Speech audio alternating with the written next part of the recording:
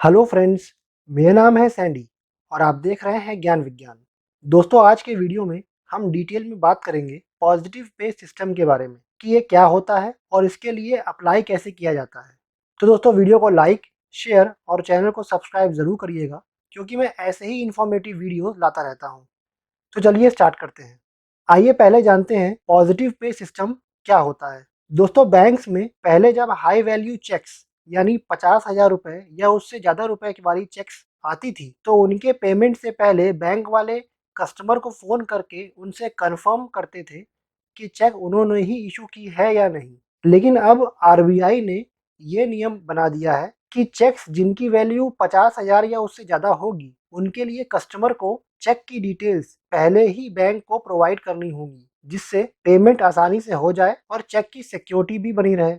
इसी नए सिस्टम को पॉजिटिव पे सिस्टम कहते हैं। अब यहाँ ये ध्यान देने वाला है कि जो चेक साइन करके दे रहा है यानी जिसको पैसा अदा करना है उसी को ये काम करना है। जिसके नाम पर चेक काटा गया है उसका इससे कोई लेना देना नहीं है। एग्जाम्पल के तौर पे अगर ए ने बी को चेक दी तो क्योंकि ए ने साइन करके चेक बी को दी है, वो भी बी के नाम पे काट के, तो ए को चेक की डिटेल्स अपने बैंक को देनी होगी। बी का काम इससे कोई लेना देना नहीं है, बी को सिर्फ पैसा लेना है और बी बैंक जाके पैसा ले लेगा। ये काम ए का ही होगा क्योंकि ए का बैंक है और ए का ही चेक है और ए ही साइन करके दे रहा है। आइए अब जानते हैं इसके लिए कैसे अप्लाई करें।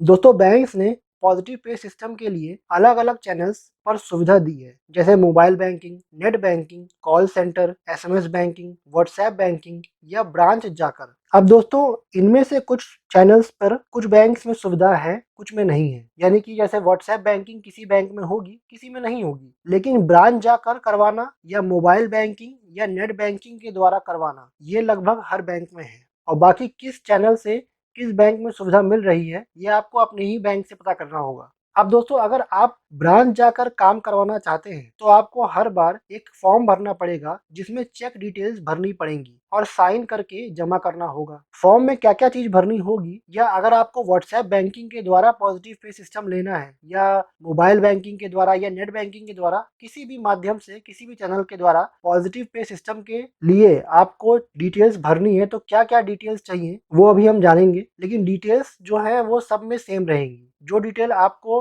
व्हाट्सएप बैंकिंग के द्वारा चेक की भरनी होंगी वही डिटेल आपको इंटरनेट बैंकिंग में भी भरनी होंगी। पॉजिटिव पे सिस्टम के लिए जो चैनल्स मैंने अभी आपको बताए हैं इनमें से कोई भी एक चैनल से आपको चेक की डिटेल्स बैंक को प्रोवाइड करनी होंगी, चाहे आप ब्रांच जाकर करें या व्हाट्सएप बैंकिंग से करें या इंटरनेट बैंकिंग से करें या मोबाइल बैंकिंग से करें। आपको किसी भी माध्यम से एक बार चेक की डिटेल्स बैंक को देनी होगी अगर उसकी वैल्यू 50,000 या उससे ऊपर है तो।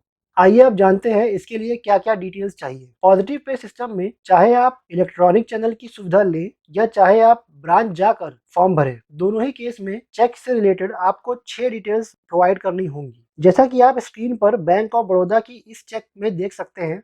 जो पहली डिटेल है वो है पेई का नाम, यानी जिसके नाम पर चेक काटा गया है। दूसरी डिटेल है अमाउंट, यानी कितने अमाउंट की चेक काटी गई है, चेक की क्या राशि है। तीसरी डिटेल है चेक का अकाउंट नंबर। चौथी डिटेल है चेक नंबर। पांचवी डिटेल है ट्रांजैक्शन कोड जो यहाँ नीचे लिखा हुआ है। और छठी डिटेल है चेक डेट, यानी जिस डेट पर चेक काटा गया है, जो ऊपर आपने डेट डाली होगी। आइए अब जानते हैं कि क्या एक बार अगर किसी चेक के लिए अप्लाई कर देने पर इसे कैंसिल किया जा सकता है। दोस्तों, पॉजिटिव पे सिस्टम में जब चेक की डिटेल्स कस्टमर सबमिट करता है तो हर दिन ऐसे ही सारे कस्टमर्स की डिटेल्स को बैंक शाम के 6 बजे तक कलेक्ट करता है। फिर उसको national payments corporation of India यानी एनपीसीआई को सेंड कर देता है। चेक क्लियरिंग का आगे का काम एनपीसीआई के द्वारा किया जाता है। अब जब तक डिटेल्स एनपीसीआई को नहीं भेजी गई है, यानी शाम 6 बजे के पहले तक, इसको कैंसिल या मॉडिफाई किया जा सकता है। अगर एक बार चेक की डिटेल्स एनपीसीआई को बैंक ने भेज दी तो इसे कैंसिल या मॉडिफाई नहीं कर पाएंगे।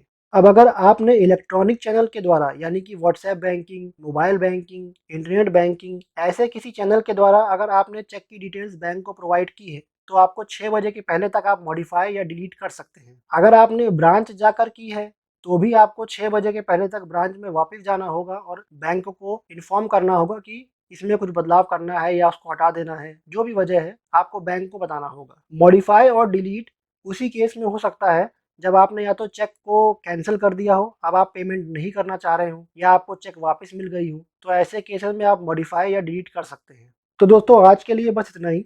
आज के वीडियो में आपने जाना कि पॉजिटिव पे सिस्टम क्या होता है और इसके लिए अप्लाई कैसे करें। उम्मीद करता हूं कि आपको आज का मेरा ये वीडियो अच्छे समझ में आ गया होगा। अगर आपका इससे संबंधित कोई भी सवाल है तो मुझसे कमेंट करके पूछें, मैं जवाब जरूर दूंगा। और सब्सक्राइब करें मेरे चैनल ज्ञान विज्ञान को, साथ ही नोटिफिकेशन बेल आइकन को जरूर दबाइएगा और ऑल पर क्लिक कीजिएगा, क्योंकि मैं ऐसे ही इंफॉर्मेटिव वीडियोस लाता रहता हूँ। Thanks for watching.